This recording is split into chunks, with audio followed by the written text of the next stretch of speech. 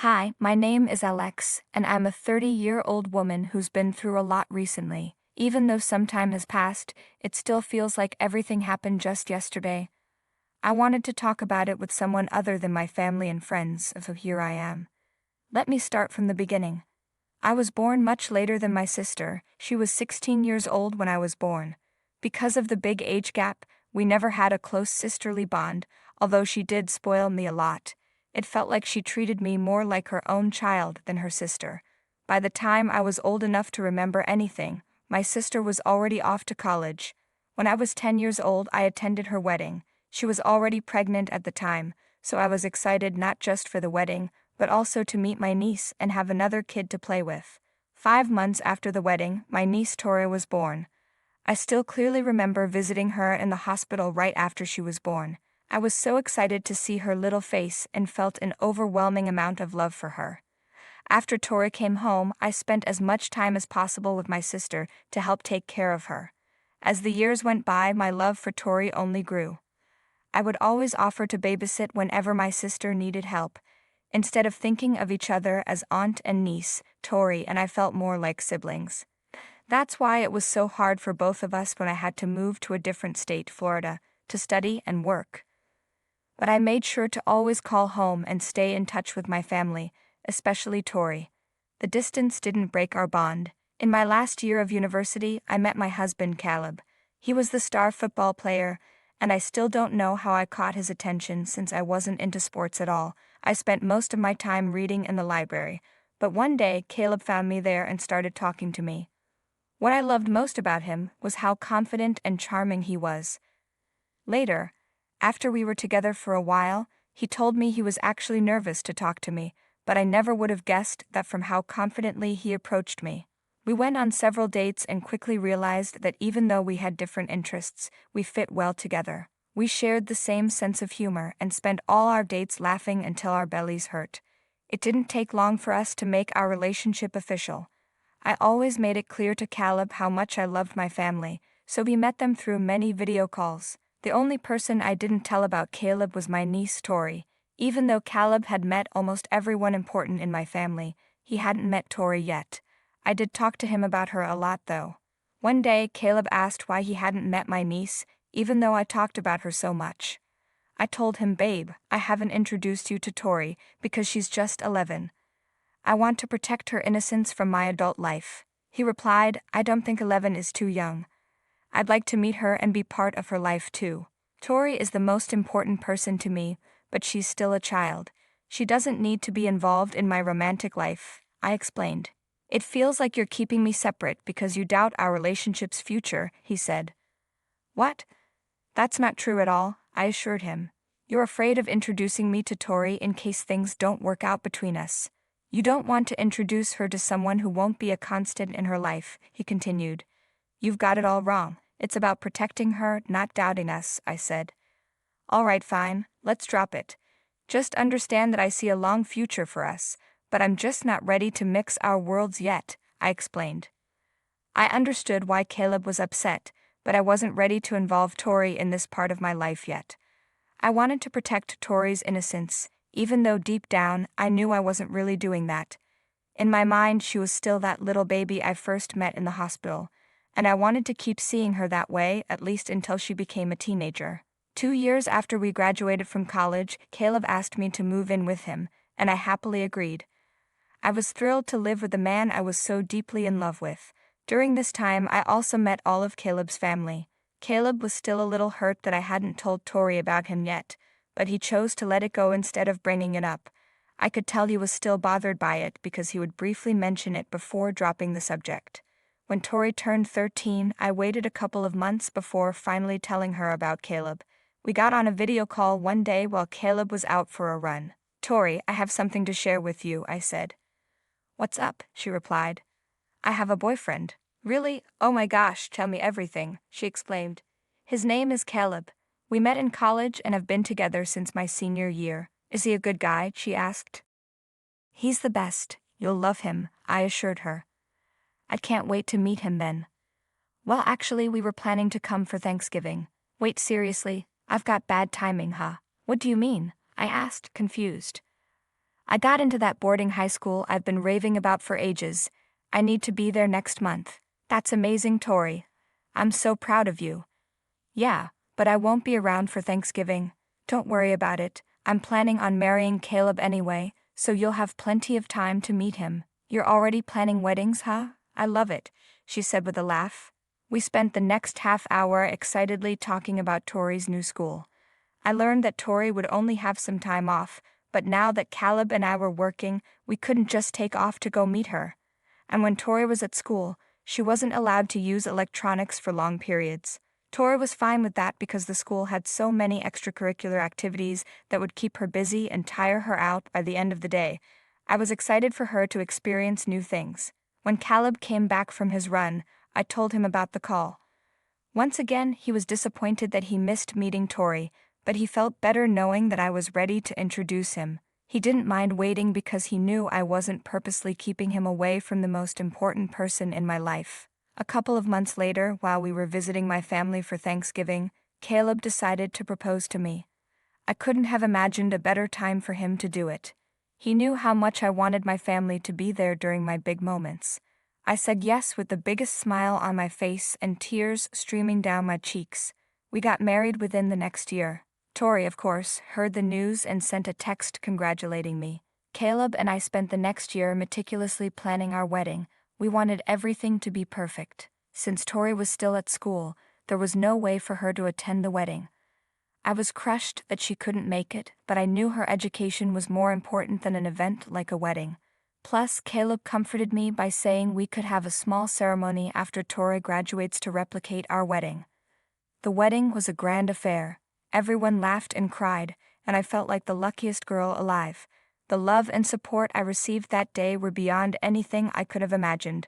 I truly believed that the rest of my life would be blissful because I'd get to spend it with Caleb. And for the first year of our marriage, that was true. But then things started to go downhill. We both had stable 9-to-5 jobs, made good money, and lived comfortably.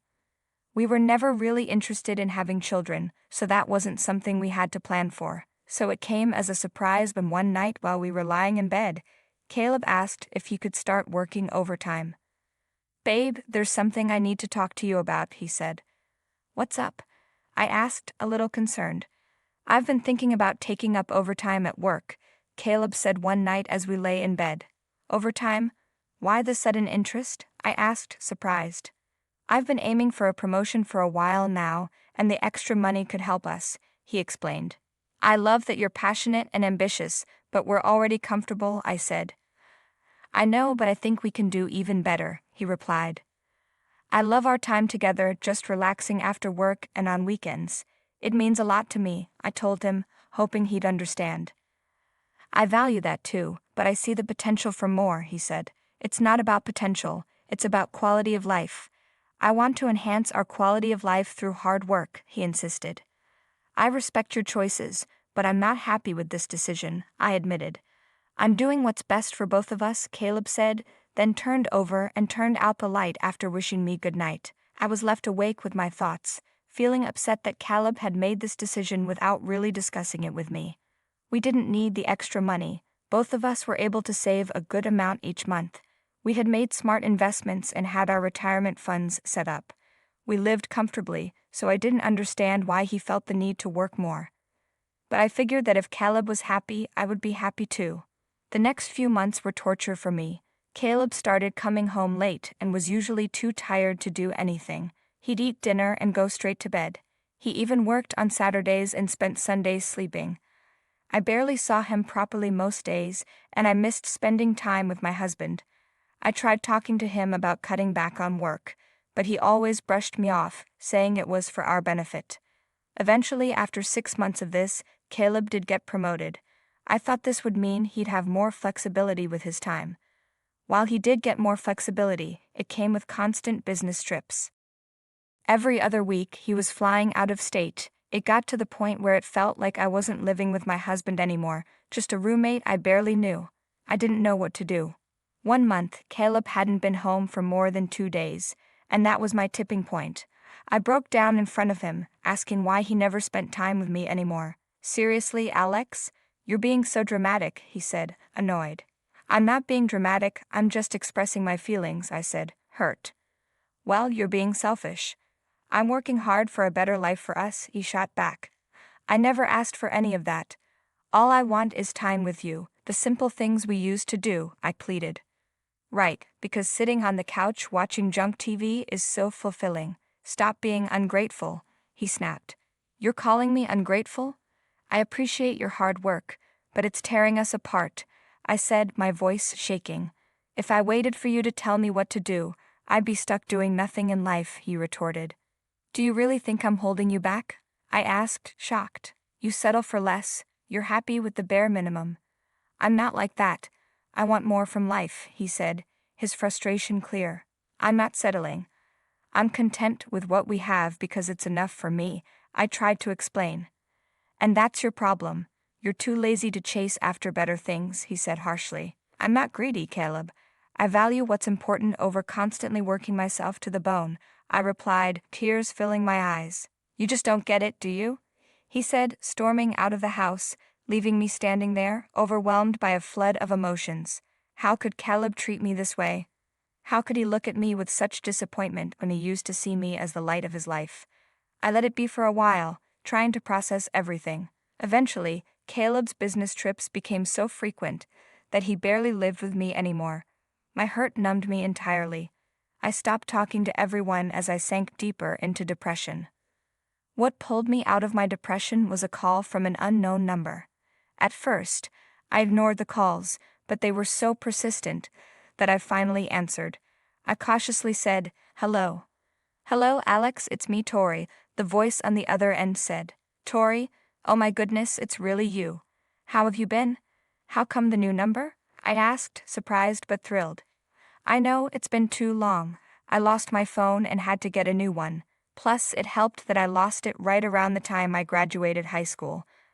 I'm so sorry I haven't kept in touch. Life got busy, and I let time slip away, she explained. Don't worry, I've been swamped too. Even keeping up with my own mom was tough. So, how come the sudden call? I asked, curious. I picked a university in Florida, Alex. I'm actually in Florida now, she said. No way, that's amazing. I'm so happy you're close by. We have to meet, I said excitedly. I was hoping you'd say that. I've missed you so much. Can we really meet up? She asked. Of course. Let's make plans. I can't wait to see you again, I replied, smiling. Me too. It's going to be awesome catching up, she said. We set a date for that weekend. I thought it was the perfect time because Caleb would be home that weekend, and I was eager to see Tori again after all this time. I realized that Tori's university was only an hour's drive from where I lived, so we could meet up more often. That night, I called Caleb to share the news, but he didn't seem to care. I got upset and asked, "Why aren't you excited about meeting Tori?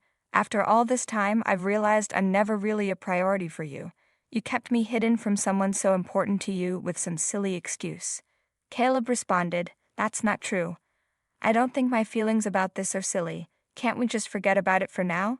I still want you both to meet." "It doesn't matter now," I said, "but could you at least be nice when Tori's here? I don't want her to see our problems." "Oh, so now you care about appearances. When will you be honest with her?" Caleb shot back. "It's not about that. I just want her to see the good parts of us." "Good parts, huh? Doesn't seem like there's much of that left these days," Caleb said, walking away. I couldn't understand why Caleb was being so difficult. I wasn't asking for anything unreasonable. I would have said the same thing if any other family member was visiting. I decided not to think about it too much because it only made me feel worse. When the weekend arrived, I greeted Tori with a big hug and teared up seeing how much she'd grown. We had 2 hours alone before Caleb came back from his trip, and during that time, we caught up on everything we'd missed. We laughed and cried together as we remembered the past. When Caleb finally came home, he went to freshen up in the bedroom. When he came back to the living room, he kissed me and then introduced himself to Tori. Tori looked confused as she shook his hand. "How have you been, Tori?" Caleb asked. "I've been all right," Tori replied. "Well, that's good to hear. I've always wanted to meet you. Alex talks about you all the time, but she never let me meet you before. Yeah, I've been meaning to see you too. I'm glad we finally got the chance. What university are you attending?" Caleb asked. I'm going to New College of Florida. Oh really? Sorry, but you look familiar. I can't figure out where I might have seen you before, Caleb said. Tori hesitated. I'm not sure. You just look familiar. I noticed Caleb looked panicked. He was sweating and trembling. I asked him if everything was okay, but before he could answer, Tori gasped and pulled out her phone. I looked at both of them, confused, wondering what was going on. I asked Tori and Caleb to explain what was happening. Caleb didn't say anything and tried to leave, but Tori stopped him, saying he wasn't going anywhere. I looked at Tori, confused, as she showed me her phone and asked me to look at the photos on it. In the photos, I saw text messages between two people who seemed like a couple. I was puzzled and asked Tori what this was about. Tori explained that she had made a friend at university. When they went to a party, her friend mentioned she was dating an older man named Caleb. Tori showed me several pictures of this man, and I realized that it was Caleb. I asked Caleb if this was true. He tried to deny it and said, "Are you really going to believe a young girl over your husband? You're just avoiding the truth." Tori responded, "There's proof from texts with my friend, but the messages only have a contact name, not a number, so it's hard to confirm it's him." She then showed me more pictures of Caleb on dates with her friend. My heart broke with each photo. I couldn't understand why Caleb would do this. We had been going through a rough patch, but I had hoped we could work things out. I turned to Caleb with tears in my eyes and asked him how long he had been having the affair. Caleb looked away and didn't answer. Tori, clearly disgusted, said she knew it had been going on for 2 years. My heart shattered. I wondered if Caleb's long work hours were really just an excuse to be with someone else. Then another thought struck me and I felt sick just thinking about it, but I had to ask for my own peace of mind. I asked Tori how old her friend was. Tori replied with disgust that her friend was the same age as her. I couldn't bear to look at Caleb anymore. Not only had he been cheating, but he had been doing it with someone so young. I packed up Caleb's things and threw them at him, telling him to leave. He didn't even try to argue. Once he was gone, I ran to the bathroom and threw up, overwhelmed by the disgust of his actions. I cried for a long time, and Tori stayed by my side, comforting me. She spent the week with me as I took the necessary steps to move forward. I quickly filed for divorce and found a lawyer to report Caleb for his crime of dating and sleeping with a minor. Caleb tried to fight back, but the court sided with me. I got most of our assets, and Caleb was found guilty. He was sentenced to 5 years in prison and ordered to pay a $110,000 fine. I felt a sense of justice and relief. After all the pain I had endured, it was finally over. I was deeply disgusted to have been with a man capable of such terrible actions, but I was glad he was held accountable. I found some comfort knowing that Caleb would always be a registered sex offender and that his life would be greatly affected by his actions. It took me another 2 years to fully heal, but I grew stronger from the experience. I moved back to my home state and spent time recovering with my close friends and family. In the end, it was my family who supported me and helped me find joy again. I share my story to remind you that no matter how difficult things get, there is always hope. I'm still healing, but I'm no longer haunted by Caleb's betrayal. Thank you for listening.